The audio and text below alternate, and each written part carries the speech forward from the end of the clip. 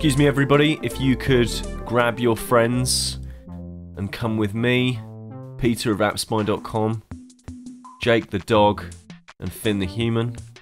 That'd be quite good because we're going to play Card Wars Adventure Time. Let's hit the battle button and then tap the map to continue upon our quest. We threw a sword into it, which I thought was quite good. Let's start off with one of the previous levels. Press play. As you see, there's an energy system in play here. I've just used up 2 hearts. It is a premium game, so straight up, let's just get that out of the way. There's an energy system, and you have paid money for the game. That feels a little bit naff. But the game itself is pretty good from what I've played of it. Now, just to clarify, this is a hands-on. I'm going to give you some impressions of what I think about the game. It's not a review. So I'm placing landscapes onto the board at the moment, and now all I have to do is spin this this item. That item actually changes quite regularly. And yeah, so I'm going to go first because it's pointing towards me, so I get to do that. So it's my turn.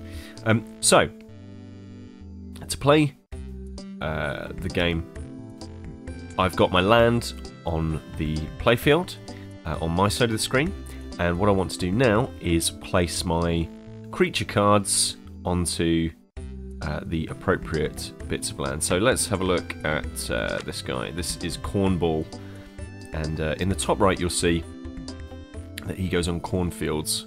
The top left is the amount of magic required to wield him, and you'll also see on the right of my just above battle in purple, you'll see the amount of magic I have to wield every turn. Usually it's 5 points.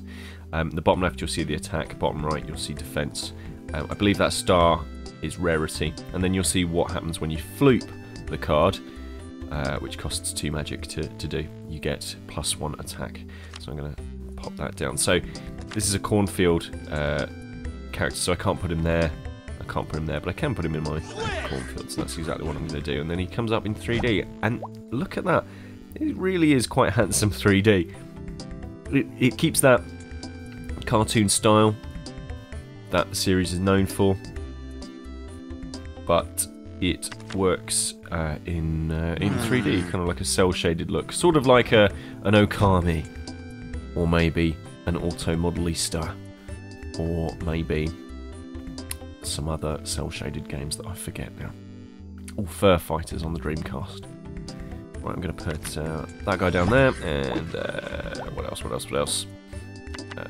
Oh, little blue guy. I might grab this little blue guy. Come on. Can I put you down? No, apparently not. Oh, yep, there we are. We're good. Just having a funny 5 minutes. That's the Heavenly Gazer, of course. Now, I've got 1 magic left, as you can see, but all of my fields are completely full. They've got characters on them, so I can't field anybody else. I could swap in and out other characters if I wanted, but I'm not going to, so I'm going to hit battle. Now that switches over to my opponent's turn.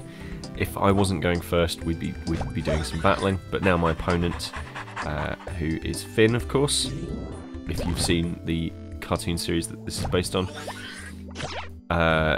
is laying down. Oh, here we are.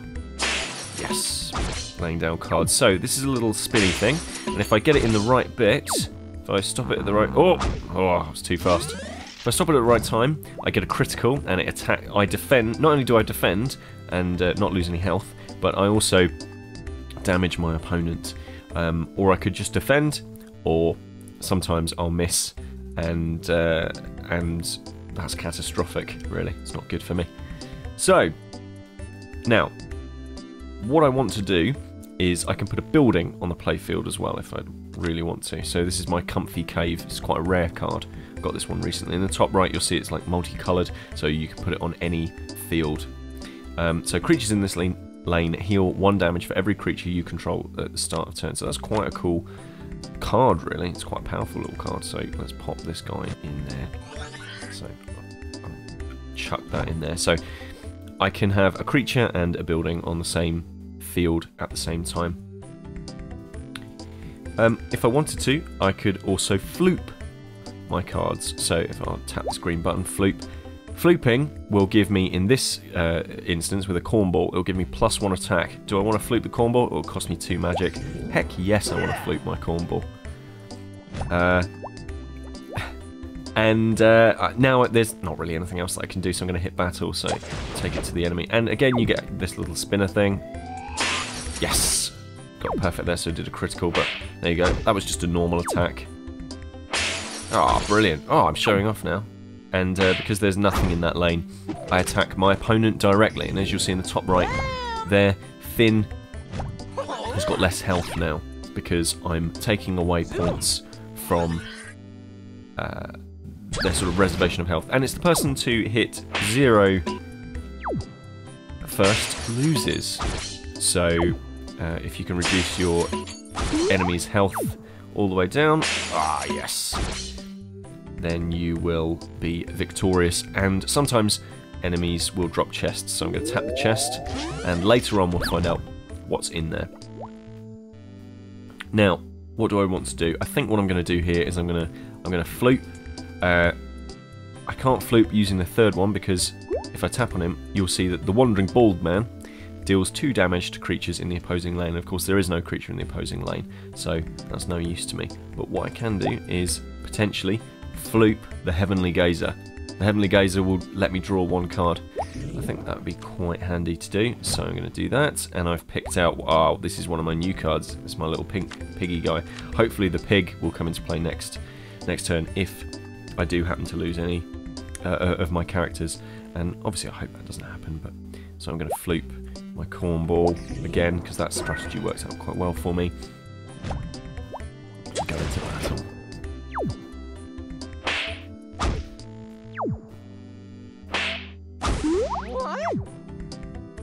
There we are. Really concentrating now on getting that right. Yes. And I've got another chest there, of course. So that's a really cool ability that Finn's character has. The ability to return a character from the graveyard. Because if you defeat one of the characters... Oh, nuts! If you defeat one... Oh, this is not going well. If you defeat one of them, then they will go into the graveyard and, well, into a discarded pile, I suppose. And sometimes, if you've lost a really good character card, you might want to bring them back. So that's a pretty cool one, actually. So what do I want to do now? I think I'm basically just going to floop the cornball. I'm going to floop both of my cornballs. You know, my teachers always thought I'd never amount to anything, but I've just said floop the cornballs on the internet and gotten away with it and gotten paid for it. Fantastic. Right, let's see if I can. Yes. There we are. Because of course there's nothing defending them. There's no chance of missing. Yes. Hopefully I'm going to get better at that spinning timing thing. I'm going to tap that chest. My word, I'm getting so many chests. Cool Dog is a pretty good card as well, actually, from what I've seen, because it stops you flooping a card.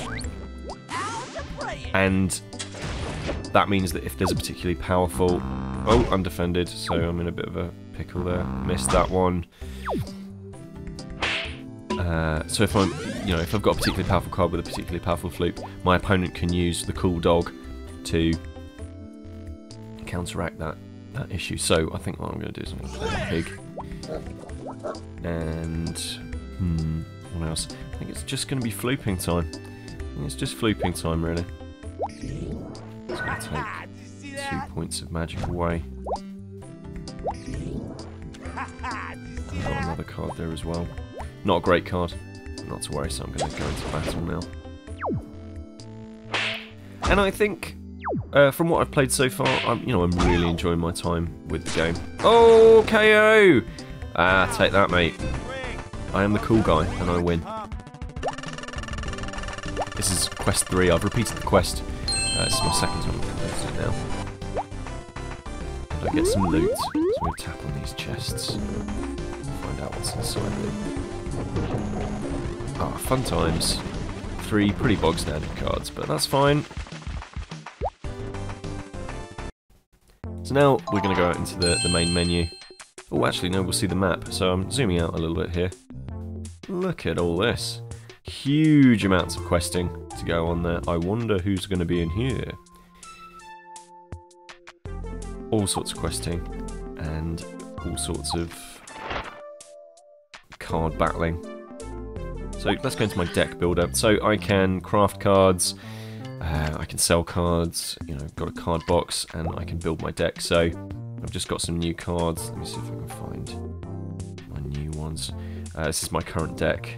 So if I edit it, yeah, I've just got these 3 new ones. If I wanted to add more of those cards, say for example I wanted a strategy whereby I wanted to always be able to bring out more cards from my deck, then maybe I'll include some more of the Heavenly Gazer, but that's not really what I'm up for.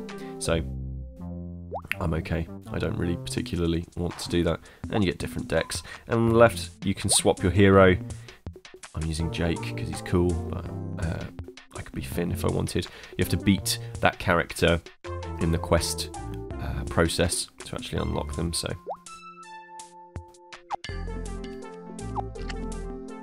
and then you go back into battles, and you know there's all sorts of in-app purchases that you can purchase, which seems a little bit strange to me that you know, it's a premium game, and then there's lots of extras.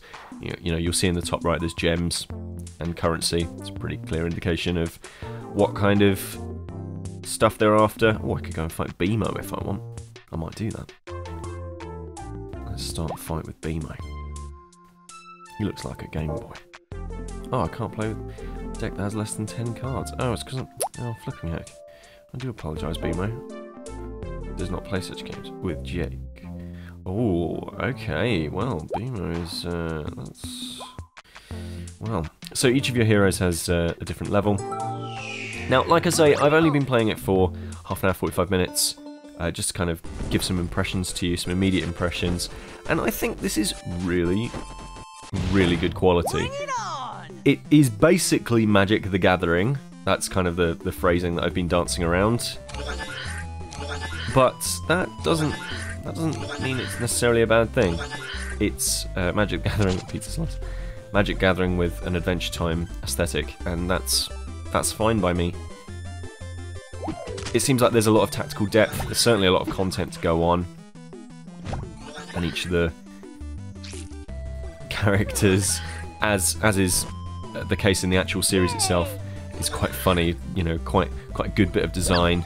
It's a brilliant little universe that's been created, and I really enjoy the aesthetic. And there's a bit of voice acting, as you'll probably have heard bits and pieces of so far. Jake especially reads you through some of the tutorial sequences. I think this is really good. I think this is worth further investigation, actually.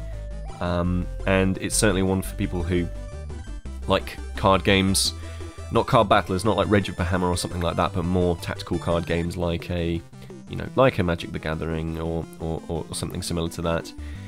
I think it's also for people who like Adventure Time, because it is absolutely laden with references to that series, you know, and obviously all of your favourite little characters are here, so I think it's probably worth it.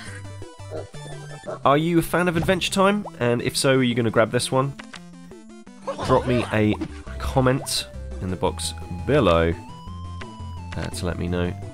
I'd be interested to hear if we do have any Adventure Time fans, actually. Oh, I'm going to have to leave that channel unguarded. Oh, that's unprofessional. Yeah. I'll be interested to hear if we do have Adventure Time fans, because it's a pretty good series, and I think that they might well like this game.